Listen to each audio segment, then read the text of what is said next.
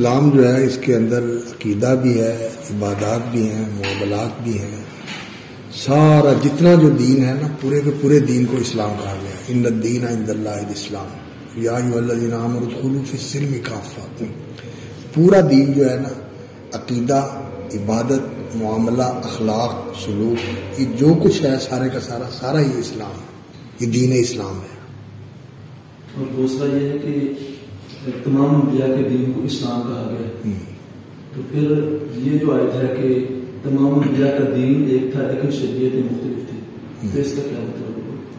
شریعت احکام کا نام، شریعت احکام کا نام ہے. اصل میں اسلام جو ہے وہ اس اعتبار سے کہ اس کے اندر کیا ہوتا ہے، اللہ کی فرما برداری، اللہ کا حکم ماننا. تو جو حکم پہلے تھا اس کو ماننا یہ بھی اسلام ہے، اور جو آج حکم ہے اس کو ماننا یہ بھی اسلام ہے. حکم مختلف ہو سکتا ہے، ما ننسخ من آیۃ وننسیھا نأتی بخیر منھا او مثلھا. اللہ رب العزت کا حکم ماننا ہے نا. تو جو اللہ رب العزت کا حکم ہے، سفر میں اللہ کا حکم یہ ہے، حضر میں اللہ رب العزت کا حکم یہ ہے، اس کو ماننا بھی اسلام ہے، اس کو ماننا بھی اسلام. تو حالات کے اعتبار سے، انسان کے اعتبار سے، بچپن میں اس کے لیے اور حکم ہے، بلوغت میں اس کے لیے اور حکم ہے، جب شادی کر لے گا تو اور حکم آ جائے گا. تو وہ پہلا حکم جو ہے اس کے ساتھ یہ حکم آ گیا تو وہ بھی اسلام تھا، یہ بھی اسلام ہے. تو اس لیے یہ شرائع جو ہے نا بدلتے رہتے ہیں. یہ قوموں کے لیے بدلتے رہے ہیں. آدم علیہ السلام کے لیے اور شریعت تھی، بعد میں اور شریعت بن گئی. تو وہ شریعت کیا ہے؟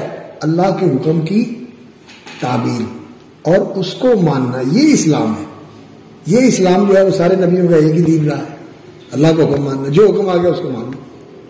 اور کیا اس طرح ہے کہ کیا کوئی دین ناقص رہ سکتا ہے؟ ناقص اس طرح کے دین اس بھی ہے، یعنی سارے اسلام کا دین نہیں، باتیں چھوڑ کے جا رہا ہوں. نہیں، ناقص نہیں ہے.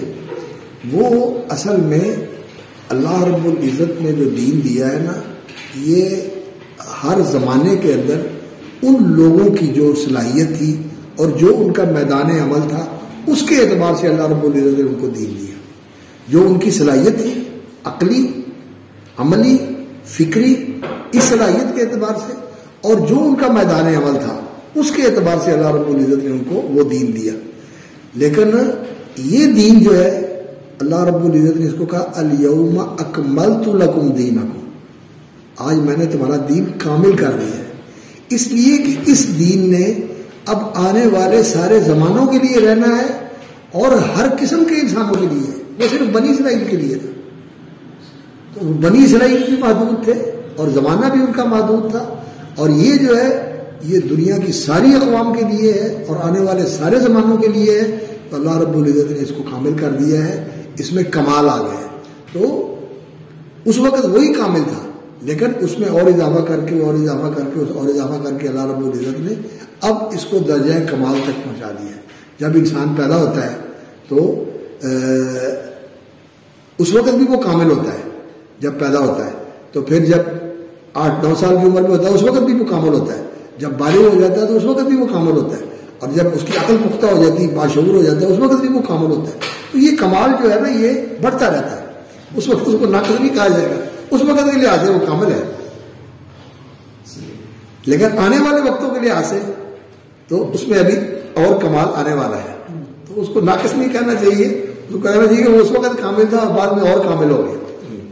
یہ جو دین اسلام کی خصوصیت بتائی جاتی ہے کہ دین اسلام کامل دین ہے، اکملیت اس میں پائی جاتی ہے، تو اس سے پتہ چلتا ہے کہ باقی ادیان بھی ظاہر ہے کہ باقی ادیان کے اندر وہ ساری چیزیں اس طرح نہیں تھی جو دین اسلام کے اندر اللہ رب العزت نے بیان کر دی گئی ہے.